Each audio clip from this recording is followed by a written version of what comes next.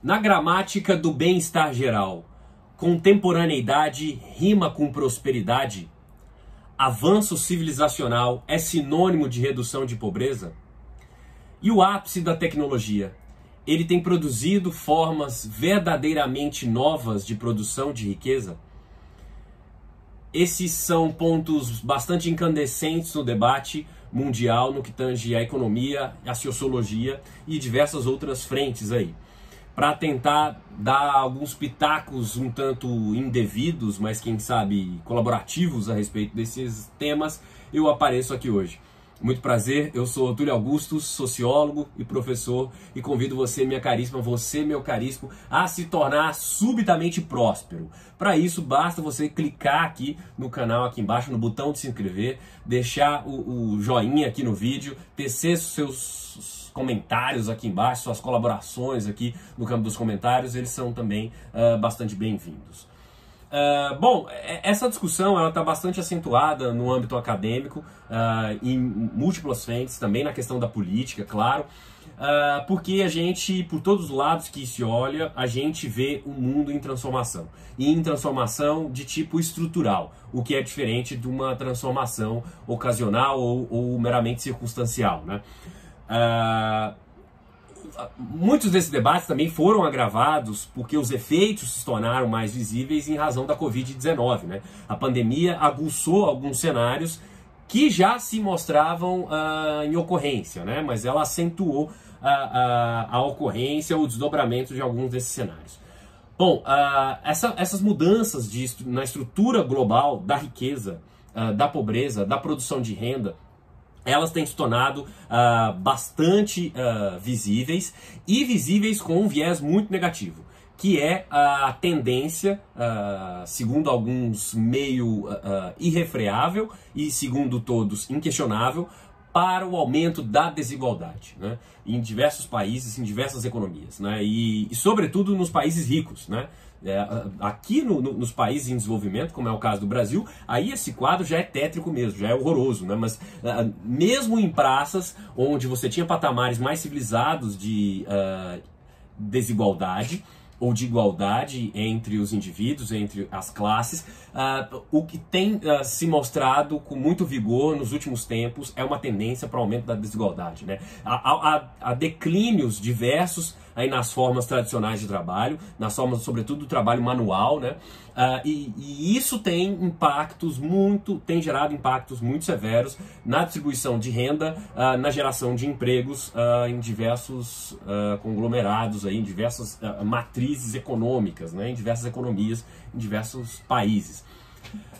Sobretudo os empregos não especializados ou semi-especializados têm encontrado cada vez mais dificuldade para retornar ao mercado de trabalho. E isso, claro, denuncia uma mudança de natureza estrutural, né, que é muito mais grave do que uma mudança de natureza mais passageira, né, ou circunstancial, né. E tudo isso acontece num cenário em que as qualificações educacionais e a exigência de competências tecnológicas e diversas, né, é muito mais abundante, né? Então você tem, além desse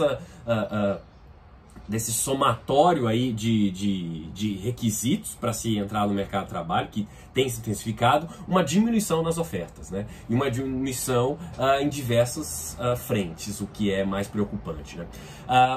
Muito da expansão tem se dado no setor de serviços, nas economias ao redor do globo, mas isso não necessariamente é uma boa notícia, porque a maioria dessas vagas no setor de serviços, elas são mal remuneradas e com baixíssimas expectativas de crescimento, né? Ou de mudança de patamar, né? Ou seja, você começa e você não vai muito longe, né? Não são postos de trabalho que prometem uma carreira segura, vindoura e com um aumento gradativo de remuneração e das qualidades de trabalho. Não mesmo. precisamente o contrário que se observa em alguns desses setores. E nesse século XXI, a grande discussão sobre o bem-estar, ela não envolve ela não envolve mais tão somente a questão da prosperidade material, né? Você tem muitas outras coisas aí em questão e que são tão importantes quanto, ou quase tão importantes quanto, né? Quando se fala de bem-estar populacional, de bem-estar social, não é mais apenas a renda que faz um emprego ser bom ou ruim, né? Que qualifica uma sociedade como boa ou ruim, né? Você tem diversos outros quesitos aí. O bem-estar geral, para o efeito de elaboração de políticas públicas, né, para o efeito de elaboração de políticas sociais, ele está muito mais ancorado hoje no estabelecimento de novas redes de interdependência entre os indivíduos, né, de uma maior coesão social, ou mesmo de cadeias mútuas de autoajuda entre os sujeitos, entre as classes, entre as ocupações e categorias, no sentido de gerar uma sociedade mais autônoma, né? O terceiro setor, as ONGs, as iniciativas paralelas, para além do Estado, também ganham muito vigor com isso, né? Sobretudo porque o Estado tem perdido de maneira indiscutível o seu poder para transformar as realidades. Cada vez tem perdido mais o seu poder para transformar a realidade ou para intervir em mudanças estruturais, né? Nós estamos falando também de um período em que os direitos e as responsabilidades têm nova importância, né? Isso vale para todos, isso vale para quem está no topo da pirâmide, isso vale também para quem está na base, né? As responsabilidades sociais têm aumentado bastante, embora em diversas frentes a gente consiga enxergar a redução da seguridade, não apenas a seguridade social, não apenas a seguridade com relação à estabilidade nos empregos, a estabilidade nas carreiras, nas progressões de salário e tudo mais, né? Tudo se torna mais fluido, mas ao mesmo tempo há um maior compartilhamento de responsabilidades nesse ambiente de salve-se quem puder, né? Tem muitos críticos aí na discussão que acreditam que o trabalhismo deveria ter feito mais para lidar com essa desigualdade no topo, né? E essa é uma questão que não necessariamente afasta as tentativas de redução de pobreza.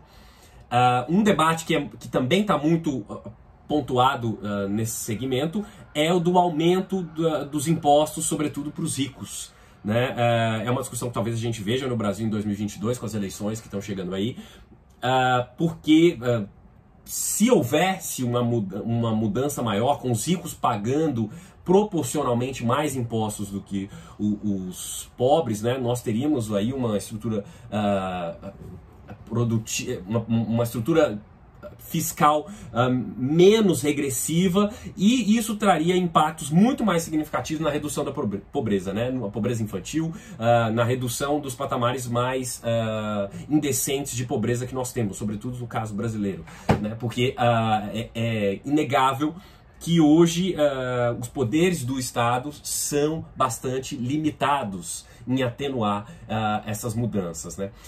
A grande questão é que inclusão e exclusão social, a criação de empregos, a provisão material, a produção de riqueza, novas perspectivas, novas gerações de oportunidades no âmbito do trabalho, no âmbito da economia, no âmbito da vida em sociedade, são questões lancinantes demais e vão continuar botando lenha na fogueira pelos próximos anos. Esses são dilemas geracionais gritantes, né? Sociedades ricas que não costumavam lidar com o componente da pobreza de maneira tão escancarada no seu dia a dia, já estão começando a entender que esse talvez seja o grande dilema das nossas próximas décadas. Tem autores que estão falando muito disso, né? O Thomas Piketty é um autor que se projetou nos últimos anos tratando desse assunto.